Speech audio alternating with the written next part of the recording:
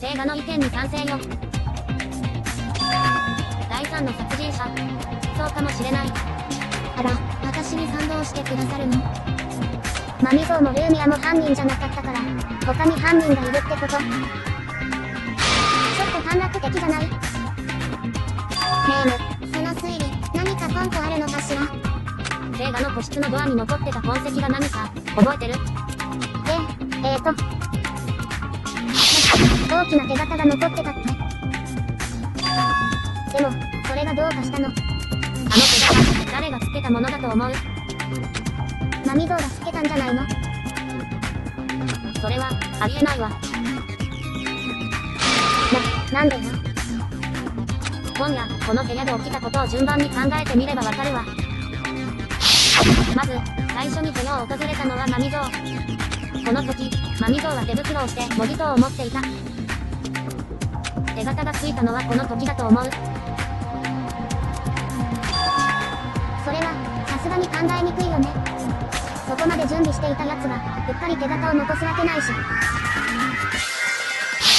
次に聖画の個室を訪れたのは、ルーミアだけど、もちろん、ルーミアがこの時点でドアに手形を残すこともありえない。ルーミアさんの持ってた凶器はナイフですもんね。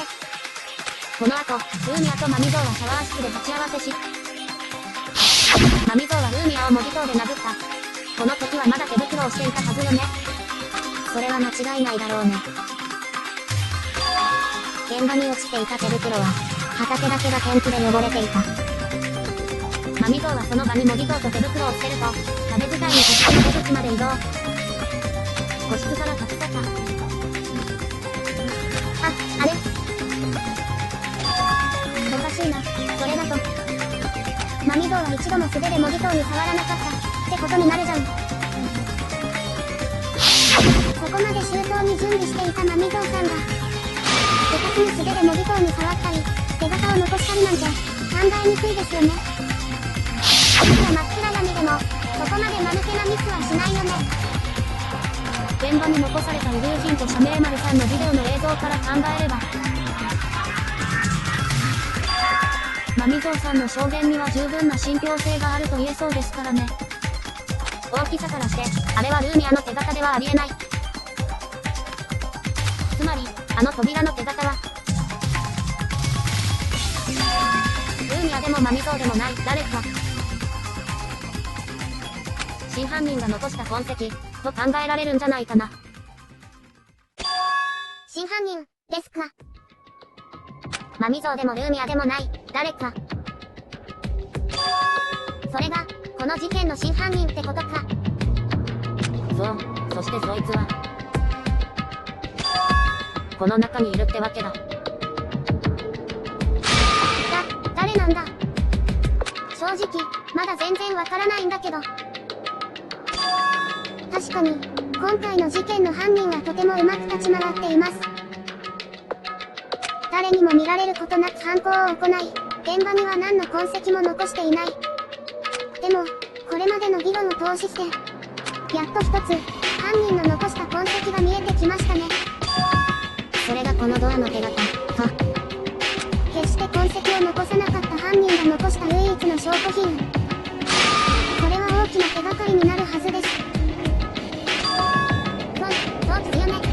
これだけ議論を重ねて、やっと掴んだヒントですもん。きっと犯人に繋がる重大な手がかりですよ。では、それを根拠に議論を進めていきましょう。あ、いいこと思いついたよ。犯人が現場にペンキで汚れた手形を残したってことは、犯人は素手で模擬刀を扱ったってことでしょ？だったら、手が汚れてるやつが犯人で事件解決じゃん。それいいんじゃないっすか？話がそう簡単だといいんだが。捜査で模擬刀を調べたとき、みんな普通に素手で触ってただろう。そっか。触りもせずに凶器を調べるのは難しいだろうからね。凶器といえば、扱われた凶器が模擬刀で確定なら、かなり犯人は絞り込めるはずだよね。あの重たい模擬刀を扱うとなると、ちょっと力がいるからな。り文字供与は使うことのできない、ナズーリン、セイ、ドミリア、そしてチルノは、犯人から外して考えても良さそう、ルーギさん、念のために聞いておきますが、凶器は模擬刀で間違いないのですよね。傷口の形も一致してるし、間違いないと思うよ。次に、アリバイがある者も容疑者から除外して構わないだろう。サナエ、マリサ、レーム、セイガの4人は白と考えていいな。セイガ以外には動機もなさそうだものね。これまでの議論の内容から考えると、ルーミアさんとマミゾウさんも容疑者から外して良さそうですね。私はまだ疑ってるけどね。つまり犯人は、いざよい咲夜、小明寺小石、小明寺悟り、藤原のもこう、星熊ゆうり、この5人のうち誰かまで絞り込めたということになりますね。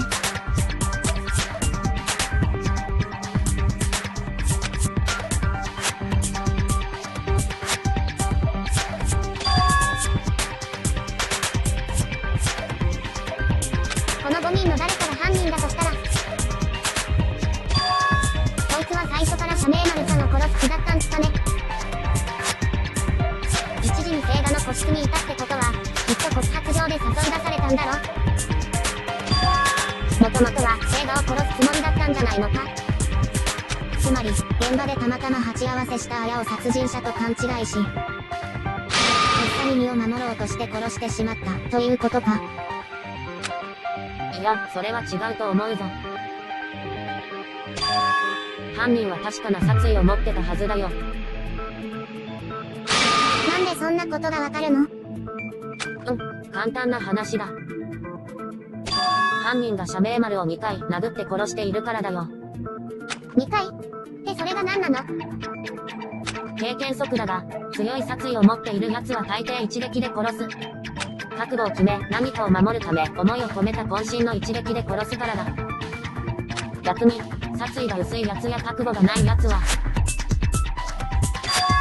めった刺しに何回も刺したり、殴ったりする。殺した実感を感じられるまで、何度も何度もな。なんか、怖い話だな。普段から白髪をくぐってる奴がいると説得力があるの。さて、社名丸は2回殴られて殺されている。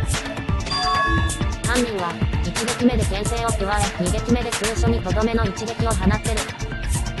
この殺し方からは、確実な死を狙う冷静な殺意が感じられるんだよ。犯人は綾に確かな殺意を抱いてたっていうの。言ったじゃないですか。社名丸さんが殺されたのは必然だって。でも、誰が綾姉ちゃんにそんな強い殺意を持ってたっていうのよ。社名丸は誰かに恨まれるようなタイプじゃなかったけどな。しかし、犯人が最初から社名丸を狙ってたとすると、事件の様相がだいぶ変わってくるな。つまり、こういうことっすよね。今夜、犯人はパーティーの時点ですでに社名丸さんを殺すチャンスを伺っていた。パーティーが終わって1時になると、社名丸さんはセイガさんに呼び出されて個室へ移動。おそらく、犯人は、一人になった社名丸の後をつけて、殺人のチャンスを狙っていたんだろうな。セイガの部屋で綾が一人になったのは犯人にとっても好機だっただろうが。ここでルーミアが個室を訪れたのは犯人にも予想外の出来事だ。ルーミアは超高校級の暗闇を発動。暗闇の中で何があったかは今までの議論で明らかになったが、犯人は相当驚いただろうな。人を殺そうとしてたら誰かに差しを越された上に辺りが真っ暗に。何が何だかわからなくて、もうパニックだよね。さて、暗闇の中、マミゾウさんが個室を立ち去り、そして、暗闇が解除された。問題は、この後何が起きたか、ですね。この後の出来事は推測するしかないけど、犯人は状況を確認するために、セイガの個室を調べたんだと思うの。そして、シャワー室を調べていたアヤと鉢合わせしてしまい、マミゾウが捨てていった模擬トイを拾って、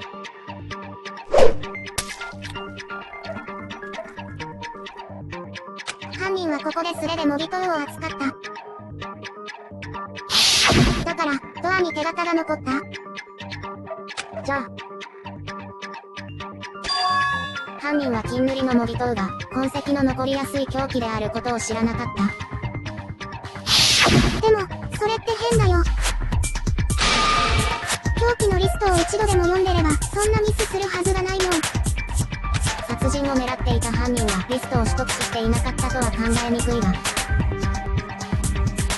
どういうことだろう。強い殺意を持っていたはずの犯人が、チョークすら取得していなかったなんて。そんなこと、あり得るのでしょうか。さて、この矛盾が意味するのは何か。でも、だんだん犯人の顔が見えてきたっすね。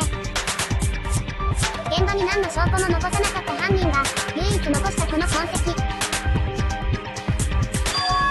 抜け目のないやつだけど、犯人だってミスを犯すんですよ。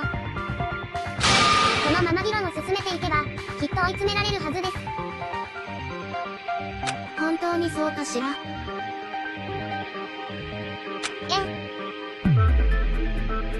よく考えてみてください。金塗りの模擬トイが凶器なのが明らかな以上、容疑者が数人に絞り込めるのなんて、議論するまでもないことじゃないですか。現場に犯人が残した手形だって、容疑者の誰でも残し得る痕跡だし、特に犯人の特定には繋がらないですよ。そして、容疑者全員にアリバイが存在しない。この意味、わかりますよね。